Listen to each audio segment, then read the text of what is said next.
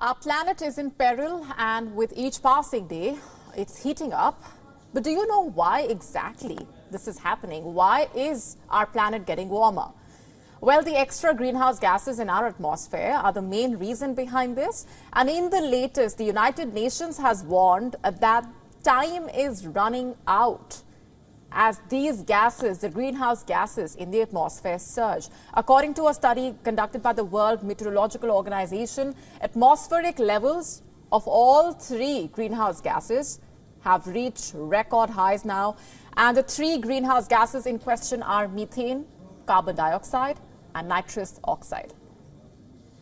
Moreover, in their finding, they found that the biggest jump from 2020 to 2021 was in methane, the concentrations of which in the air came in with the biggest year-on-year rise since regular measurements started 4 decades ago.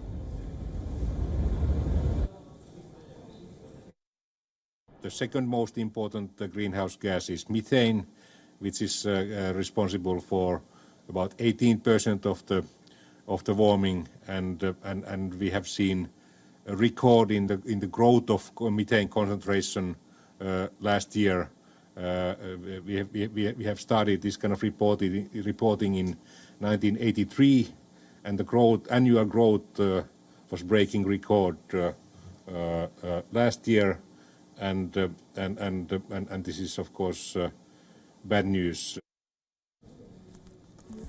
Although methane is more potent at trapping heat as compared to carbon dioxide, but it does not stay in the atmosphere nearly as long as carbon dioxide, and there is 200 times more carbon dioxide in the air than methane. The carbon dioxide concentrations keep on growing, and we were publishing a couple of months ago a report where we showed that we have already exceeded the emissions of 2019 during the early part of this year. So we haven't seen any continuous improvement in that sense. Moreover, the annual report by the World Meteorological Organization comes ahead of the UN Climate Summit next month in Egypt.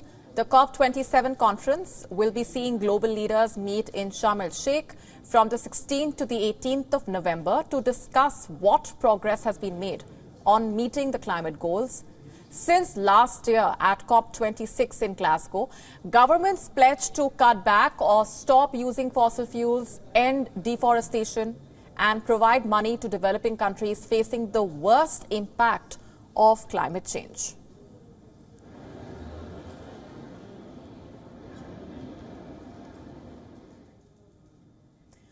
For more on this, with us on the broadcast is Erik Solheim, who is a former executive director of the UN Environment Program.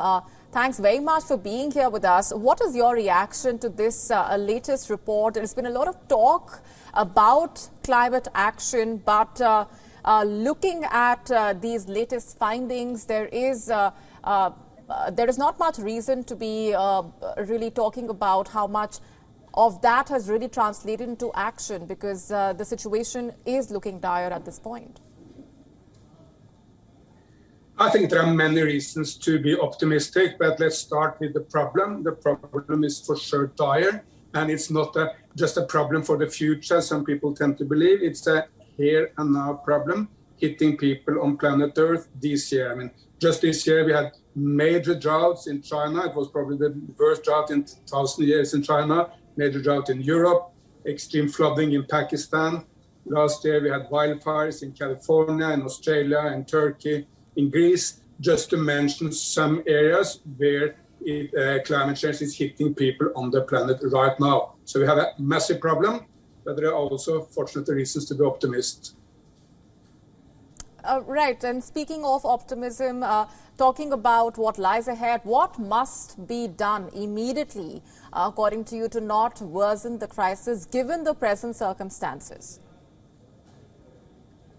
Obviously, a massive introduction of all the green technologies all over the world.